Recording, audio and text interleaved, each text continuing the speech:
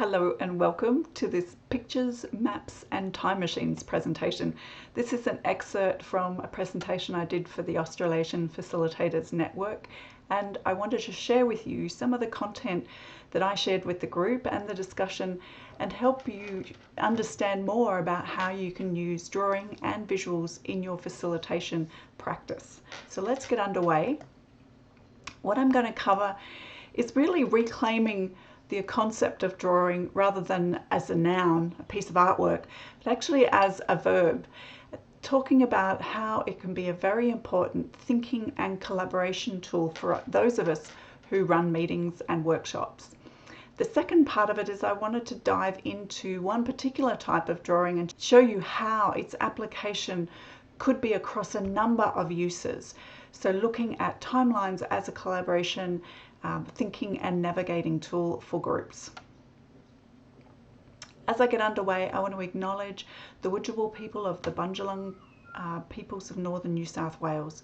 This is the country that I live on and where I'm coming to you recording this from, and I want to acknowledge the traditional owners of all the lands where you live and work and the significant role that they play in our communities, paying my respects to the elders past, present and emerging, and how our facilitation processes can assist them in gaining an even stronger voice in the work that they want to do. So most of us think of pictures and drawing in relation to fine art, and I'm going to present to you a concept that comes from Brandy Agerbeck of loosetooth.com. She's a colleague in Chicago. She's a fantastic visual thinker and graphic facilitator, and this is her draw quad. So if you wanted to follow up some more about the draw quad, I really recommend The Idea Shapers by Brandy. It's a fantastic book. It will get you thinking. So this is one of the concepts that I've taken from her book that I want to present. And the aspect of drawing in the art sense is that it's something that an individual would do, drawing a tree that we can see, that we then put out to the external world. But what happens when we use drawing as a thinking tool, in which case I would do it for myself, but it's for an internal audience. It's not to be published or put out into the world, in which case it could look quite scrappy or rough because the purpose of it is in helping me think. The next aspect of drawing is when I produce something like these PowerPoint slides that I'm sharing with you, and I use them to show a group or show another who could then understand what it is that I'm talking about, the concepts that I'm presenting. So while I might do the drawing myself, it's an internal process, I'm actually showing it to a group and it's a collective external audience. And the last quadrant in the 4-draw quad is about doing. So how we can use drawing and the process of thinking collaboratively to be able to get to better understanding. So this is a collective process, and it's having drawing put out there so we could understand each other's point of view. So you could see, for example, sitting at a World Cafe table where participants are sketching their ideas, writing down their notes. That could be part of the do quadrant. So the top two are all about the individual, the sort of personal process, and some of it's to show others in the case of art, or in the case of something that might just be a mind map on the back of a piece of paper as I'm thinking out a session plan, or I'm thinking out graphic that I want to use to illustrate something. The bottom two quadrants are all about what's happening in the collective space. So how are we sharing drawings and pictures to be able to understand concepts and each other's viewpoints and ideas better? The other critical aspect to think about this draw quad that I think is really beautiful is the two axes actually are quite different. So in the see and show axis, we're looking at product. So a piece of artwork that's framed, is an example, but so is this finished presentation drawing that I'm showing you now. It's also a product. Whereas the think and do quadrants are all about process. So it's not what it looks like, it's actually how we encourage ourselves to think differently, to think creatively with the use of drawing. Accessing different parts of our brain and being able to understand and communicate those ideas, or understand another's idea being communicated with us. So this is time now to have a bit of an activity, and I'd love for you to pause this recording and just jot down what are the experiences you've had with any of the 4 sections of the draw quad. So the see, think, show and do quadrants. Are you proficient at all? Have you only done one, or have you done none? It's really just a chance to have a bit of a reflection. Now that I've packaged up the idea of drawing as a noun and a verb, what of it is relevant to you? What have you already had experience with? And after you do that, I think it would be great for you also to have a look at what ideas now have you had using the think and show sections of the draw quad for your meetings and your workshops. So those bottom collective processes. Also, you might want to pause and have a think about the think quadrant. Have a think about the think quadrant and look at how you could already be using that to sketch out, or how you could use it further in your professional practice. So when you've done that, jump back on and I'll take you to the next section of this presentation. So here's some ideas that came out of our discussion that we had as a group. So people were reflecting that they use mind maps. It's an internal process. It's a really good starting point to get ideas out and to create a bit of a structure for themselves. It's great using highly visual slides, that this can really capture our group's attention, really engage them. They also offered that they think about what imagery can support a group of people, using that as a catalyst and for the group to build on. So we were talking about some of the conference charts that have been developed, and one of my colleagues does these beautiful center point graphics that really allow people to, over the days of the conference, really allow people to come and grab markers and get involved with that concept. It can be a great way to capture what happens in a conversation in a novel and appealing, visually appealing way that's not just dot points on a flip chart or typed notes on a screen. It's really good to be able to draw models, to be able to use the drawing process to help people understand concepts, and that you don't have to do all the drawing to start with. You can use images, you can use pictures out of a magazine, you can use existing images like the Picture This card set, for example. Many of you might have already got that card set or other card sets.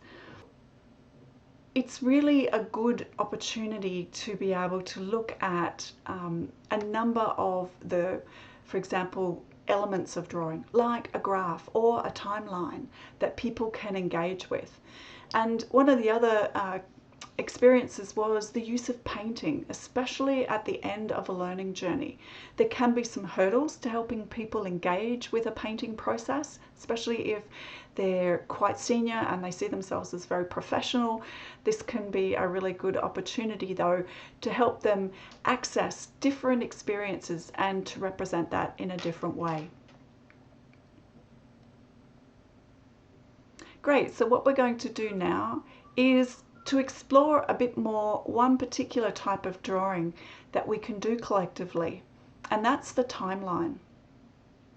And I think of the timeline as the most effective time machine you can put a group, a workshop group or a meeting group into to help them retrace their steps, and also to share histories that they mightn't all collectively have, but at the end of the process they can develop. So here's an example of a timeline we used in community development. This graphic is being produced by the Rainforest Aboriginal people of North Queensland. The content of it was all provided to me by the traditional owners, and I developed this timeline, and you can see about half of the timeline on the screen. In real life, it's a 3+ meter long chart that's about 1 meter high. And it really describes their collective journey in natural resource management and the World Heritage initiatives in the wet tropics. And we can see that there's some crucial data that's included throughout the timeline, like key dates. We start with the sort of beginning of time in the top left-hand corner as the way that rainforest Aboriginal people see their connection coming from time immemorial. And then we have key dates in the grey rectangles throughout the walking path. We also can see who were some of the key players that were involved in some of the key initiatives and the achievements that have been made along the way. So this has been a really useful product. It was done collaboratively with the rainforest Aboriginal people, and they now use it in a show sense where they go to organisations, government departments, and can use it to present for their story of how they've led a lot of the initiatives to do with the wet tropics, management and protection. The next example I want to share with you is one from strategic planning. This was done a couple of years ago when Wildlife Queensland, which is a volunteer not-for-profit organisation, was reflecting on 50+ years of its history. This is a segment of a chart that I produced live with the group in a strategic planning workshop. And some of the key bits of information that I've captured to help the structure, so you can see the headings down the left-hand column there. Obviously the dates along the bottom of the chart give some structure to what's happening and what was the key events and activities. We also captured who were the key champions, who were the key leaders in the different initiatives throughout the different periods, so acknowledging those people, and what were the big learnings that the organisation had. Because after 50-something years of being in existence, going through a number of evolutions, they were also at this point in time encouraging people who hadn't been with the organisation for very long to really understand where they'd come from. So having done the timeline process, they could then think about where they wanted to go next. So the third example is one from an evaluation process. And this was actually produced as a show drawing where we gathered a lot of information and we presented it to a workshop. So what you're looking at is a chart that has 4 columns, and each of those columns relate to a different event that was held annually. That was a reef science workshop / conference that was held every year for 4 years. And in 2019, there was a process at the final conference where we had this chart, a large-scale chart, several meters long, was hanging in the conference area where people could go up and put post-it notes. And what we did was enable people who were at the 2019 conference to see what had happened in the previous years. Some of the participants were actually at all conferences, but some were not. And so they were able to reflect on what had come before and help provide information on a number of things. So each of the 4 columns there gives you information about what was the event, where did it take place, what were the dates, and those colourful pie charts actually break down the participants by groups. And you can see that the pie charts change over time throughout the 4 years as part of the response to the feedback that participants gave. We also identified what were the key objectives of each of the 4 conferences, because they did change, what were the key sessions that were held, and what were the key feedback points from participants that were carried forward. And this is being presented as part of the evaluation of the 4-year annual conference series. And the final example is also another show example where we used a timeline in the development of a professional curriculum vitae. Now, you will see that I have blurred out the person's name just for anonymity, but what we've got is a journey map metaphor being used as a timeline for someone's CV. So on it we've got key dates, we've got key phases of this person's career, and also what was the important experience that was gained. So another point to pause. What I'd love you to do now is have a think about what ideas about timelines has this presentation sparked for you, and where have you already used them, and where could you use them going forward, and why.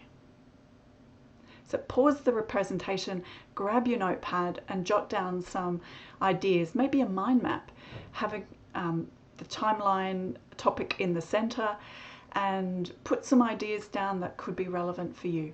Remembering that timelines can be past, present, future. They can be long-term past, medium-term past, short-term past to now, or they can be present, short-term, long-term futures. So you can identify the time frame that you want to cover in your timeline depending on the use and need for you and your group. So here's what we said we would cover.